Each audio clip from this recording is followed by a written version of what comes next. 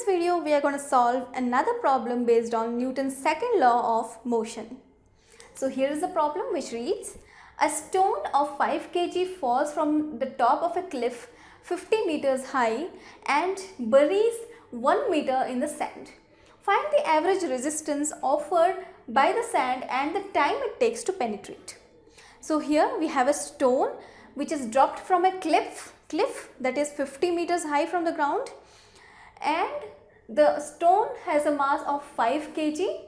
Now when it falls to the ground, to the sand, it digs into the sand and penetrates through the sand through a distance of 1 meter inside the sand.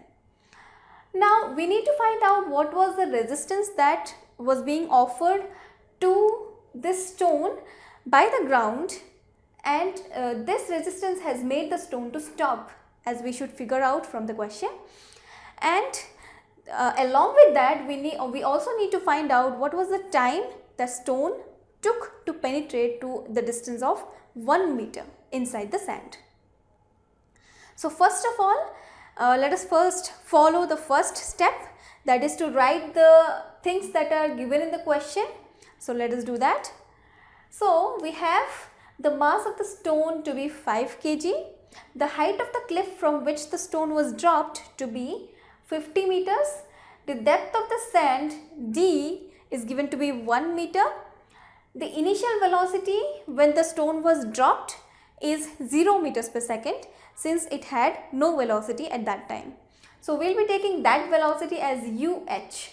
Now whatever we have 4 velocities here, that is the initial velocity when the stone was dropped and the final velocity when it reaches the ground. We will take these two velocities as UH and VH respectively. That is, whatever velocities we have in the air, we will be taking the subscript to be H in order to differentiate them from the velocities that the stone has inside the sand. And the acceleration due to gravity G, which comes into picture as long as the stone is in the air, which we know to be 9.8 meters per second squared. So this is all that we have. Now let us take the velocity of the stone before it reaches the ground to be VH, since it is the velocity when the stone is still in the air.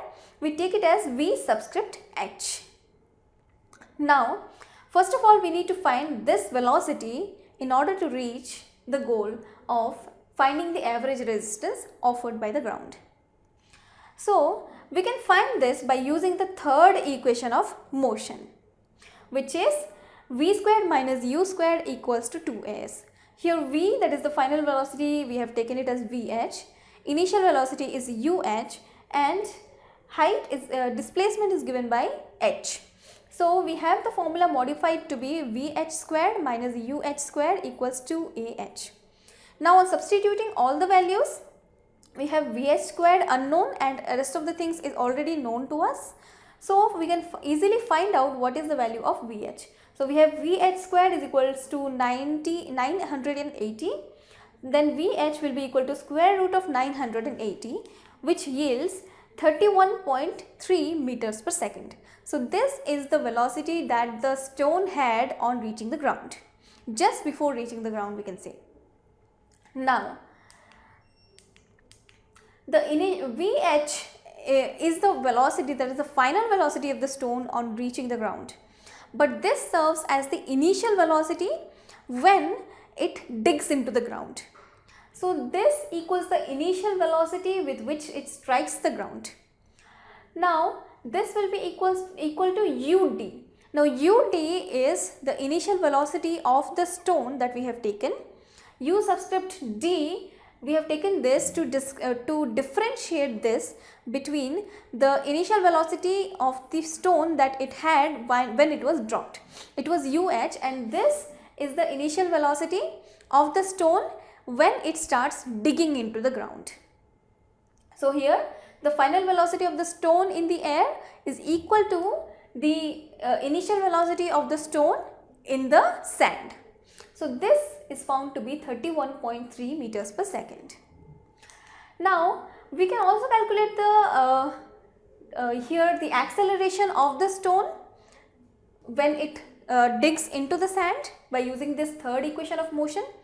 We know what is the final velocity in this case, since the stone penetrates into the sand and after 1 meter it comes to a stop.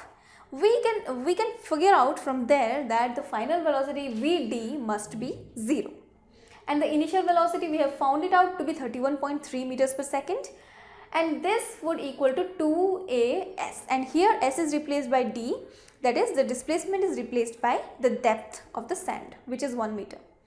Now the only one unknown quantity in this expression is the acceleration that we will be finding out using this expression. So let us do that. On doing that, we have 0 squared equals 0 squared minus 31.3 whole square equals 2 into a into 1. This would equal to minus 980 equals 2a. So a equals minus 980 divided by 2, which is minus 490 meters per second square. So here we have the acceleration that the sand offers to the stone, which is minus 490 meters per second square, but here we have a negative sign. Now this negative sign indicates that the acceleration is in the direction of upward motion, that is, it is opposite to the direction of the motion of the stone. The stone had a downward motion in this case, but the acceleration here is in the upward direction, which resists the motion of the stone. So that is the reason why we have found it to be negative. Now, since we have the acceleration found out, we can calculate the force, the amount of force that has been offered by the sand to the stone in order for it to stop penetrating through it. So the force, we know the formula to be force equals mass into acceleration. We know that the mass is given to be 5 kg and the acceleration is minus 490, which we have found now. So the force is found to be 2450 Newton, and we have a minus sign here in the force, and this negative sign is because the force is a braking force, or it is a retarding force which acts in the opposite direction to the motion of the stone, that is in the upward direction, and that is the reason why we have got it to be negative. Now the next thing that we have to find out is the time that the stone has taken to reach to that depth. So we can do this by using the first equation of motion, which is v equals u plus at. Now we know that v equals 0, u equals 31.3, and here we have found out a to be minus 490 and we need to find t. So here t is found to be minus 31.3 divided by minus 490.